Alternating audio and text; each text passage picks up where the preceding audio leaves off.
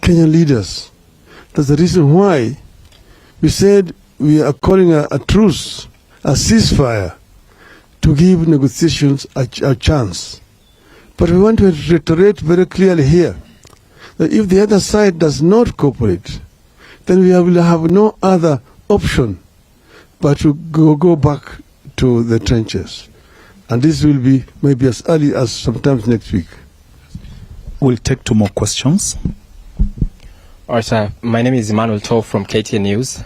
2 questions. One, are you already having a list of those members who will be in the committee, in the bipartisan talks? Do you have a list of those who will be there and will be leading the team? Number 2, are you warming up or are you ready for the position of the official opposition if that is floated? Thank you. Yes, we know who is going to represent us. It has been suggested that we will have a committee of 14, that is 7. This is from Parliament, both houses of Parliament. But we have said that this process, we want it to be akin to the process that was led by Kofi Annan. That is we're going to have members of Parliament in it, but they are going to sit outside Parliament. They will negotiate and only take the final product to Parliament as an accord, which will then be passed by Parliament. We don't want it to be taken and then be encumbered with those rules and so on of Parliament. We want it to be a process that is people-driven. My name is Chamutai going from... Yeah, and now about... I want to make it very clear. We have never talked about a handshake.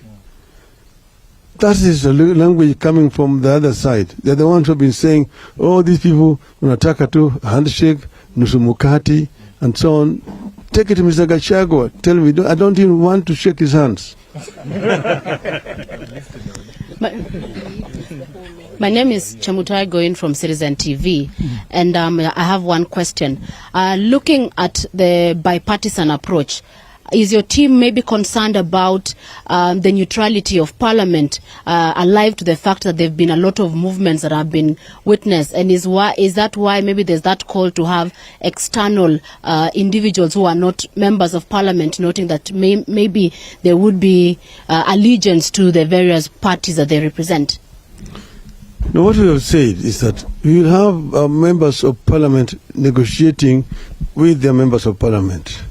But we have also a team to which that team negotiating is going to be reporting to. And we expect that the other side will also have a similar structure. We will not say that these other ones are also going to be negotiating. We'll have members of Parliament negotiating, but they are going to be answerable to a team of leadership from Azimio. Last question. My name is Justice Ochieng from Daily Nation. So, Diga, you mentioned that there were prior meetings between members of your team and members from the government side, and that the president's address fell short of the issues that had been discussed. Maybe what are these issues that were discussed, and who are these members of these teams, and when did they meet? That is not really an issue of concern to you when they met and so on. And those who met actually were representatives, emissaries from both sides. But you need to know that the request came from the other side. And our people responded and gave conditions. There have even been allegations that I met Mr. Ruto, maybe I don't know, in the Mara and so on. Nothing could be further from the truth. There's been no meeting between me and Mr. Ruto. But we say that the statement did not include what we had been agreed. And that's why we took the opportunity and the privilege to reiterate the issues that were put on the table.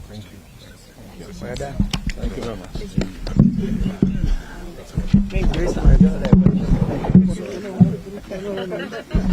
I think that is